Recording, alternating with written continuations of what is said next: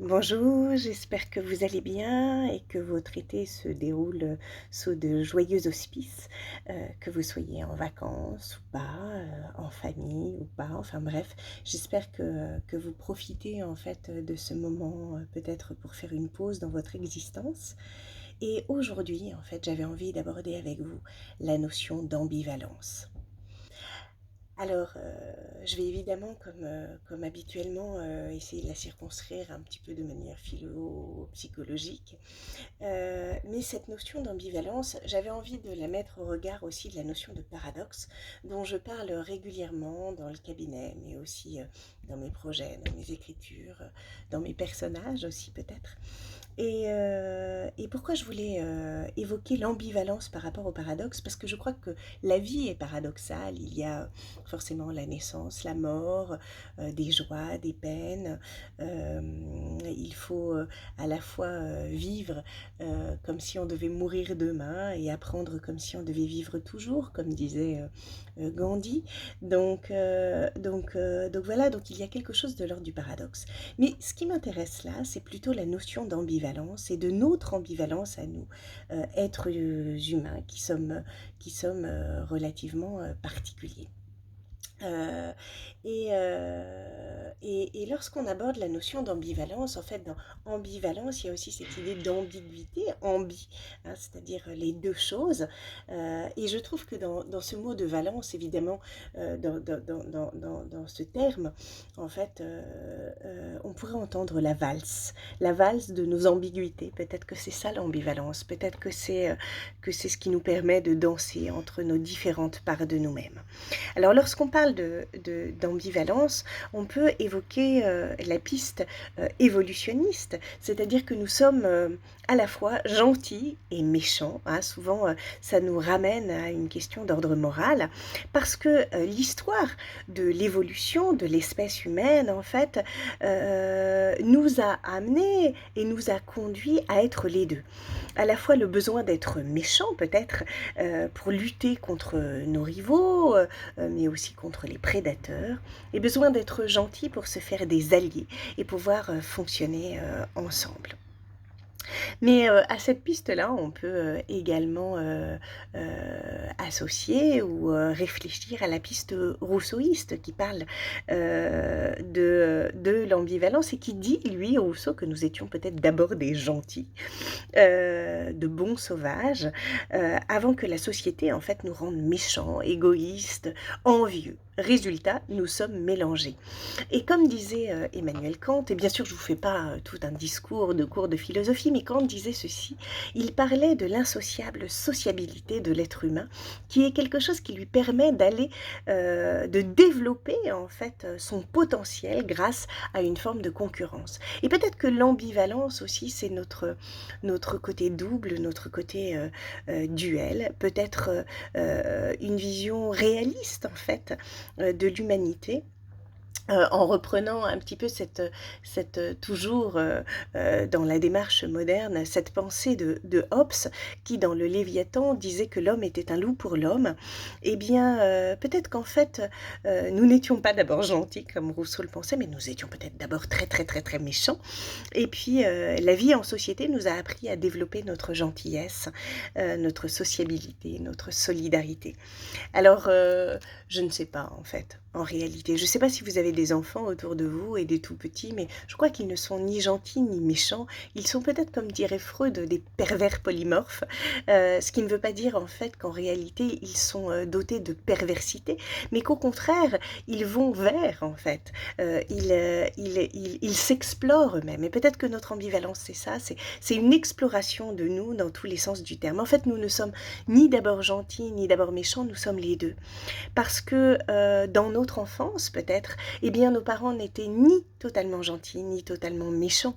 En fait, ils étaient eux-mêmes des enfants de l'ambivalence. Et peut-être que On pourrait considérer que le parent du même sexe, dans le complexe d'Oedipe, on voit ça, est considéré comme un rival, que le papa est le grand méchant, par rapport, on parle souvent de tiers séparateurs en psychanalyse, par rapport au jeune garçon qui serait amoureux de sa maman et sa maman serait d'une gentillesse absolue et prête à tout accueillir et en fait, si vous êtes parent, vous savez bien que c'est pas vrai, en fait.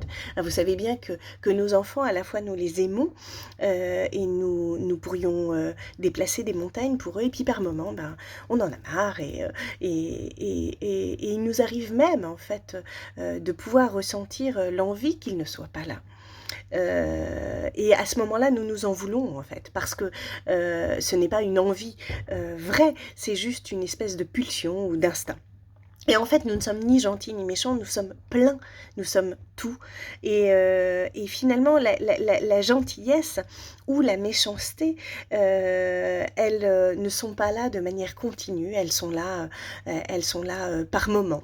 Et je crois que c'est ça qui est intéressant, c'est-à-dire de pouvoir accueillir à l'intérieur de nous notre dualité, voire nos parties doubles en fait. Et en fait, il est je crois, intéressant de combiner les différentes pistes rousseauistes, hobbesiennes, réalistes, évolutionnistes, et de pouvoir nous rendre compte qu'en fait, nous préférerions que les choses soient simples et manichéennes, nous préférerions qu'il y ait des gentils et des méchants, un petit peu comme dans les contes de fées, mais en réalité, eh bien, les choses ne sont pas si simples, elles ne sont pas si séparées. Peut-être que la structure même de l'esprit humain, en fait, eh bien, qui aime à séparer les choses, eh bien, est elle-même ambiguë, et que notre morale, finalement, exige cette distinction entre le bien et le mal, entre les gentils et les méchants, mais que la réalité de l'accès à notre humanité, c'est peut-être d'essayer d'accéder et d'accepter à l'intérieur de nous cette ambivalence, c'est-à-dire ce côté double, à la fois notre méchanceté et notre gentillesse, à la fois notre désir de bonté, notre désir de violence.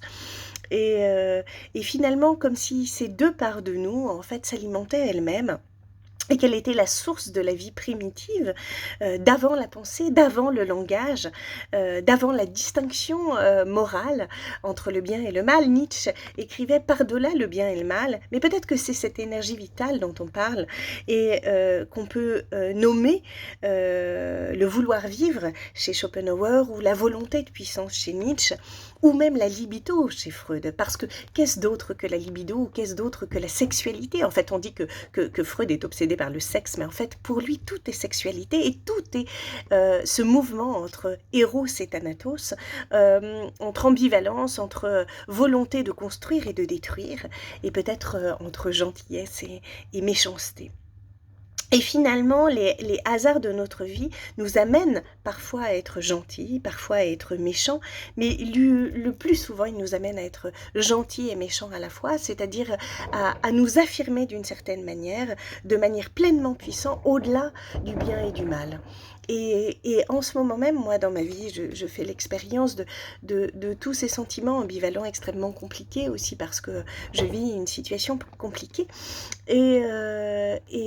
Et je crois que peut-être ce qui est le plus magnifique en fait dans mon expérience vitale aujourd'hui, c'est de pouvoir accueillir tout cela à l'intérieur de moi, c'est-à-dire ma propre ambivalence, ma propre gentillesse et ma propre méchanceté, et de pouvoir regarder à l'intérieur de moi qu'il y a toutes ces parts, à la fois d'ombre et de lumière, mais qu'il n'y en a pas une ou l'autre, et que la lumière vient du noir, et qu'il n'y a pas d'ombre s'il n'y a pas de lumière, puisque finalement nous ne voyons notre ombre que lorsqu'il y a du soleil, et que nous ne l'avons pas perdu comme Peter Pan. Peut-être que Peter Pan, lui, a perdu son ombre parce qu'il ne veut être qu'un enfant, il ne veut pas grandir, et peut-être qu'il ne souhaite pas accepter ou accéder à son ambivalence et à toutes ces parts multiples et complexes de lui. Voilà, bah écoutez, j'avais envie de vous partager ça aujourd'hui, donc l'ambivalence qui va avec le paradoxe de notre existence. Et puis voilà, je continuerai à faire quelques vidéos au cours de l'été, peut-être je repasserai aussi des vidéos du confinement, et je reprendrai, mon rythme hebdomadaire à la rentrée. Voilà, bah, écoutez, si cette vidéo vous a plu, si elle vous parle, n'hésitez pas à commenter, à liker, à vous abonner à ma chaîne YouTube, et puis à poser des questions peut-être en commentaire pour que j'aborde d'autres notions qui sont chères à mon cœur, heu, à la fois, dans l'ambivalence, mais aussi, dans, notre, beauté finalement. Je crois que nous sommes beaux parce que nous sommes pleins, pleins de choses, totalement, disparates, et finalement c'est ça que qui fait que nous pouvons nous explorer et que nous sommes toujours à découvrir, nous-mêmes, puisque finalement nous ne nous connaissons pas. Connais-toi toi-même, comme disait, Socrate, reprenant l'oracle de Delphes. Mais je crois que nous ne pouvons pas nous connaître pleinement, mais nous pouvons nous explorer. Alors je vous souhaite une belle exploration dans toutes vos ambivalences et dans l'accueil de celles-ci et dans les questionnements de celles-ci. Je vous embrasse et je vous dis à très bientôt, et puis n'hésitez pas à partager la vidéo. Au revoir.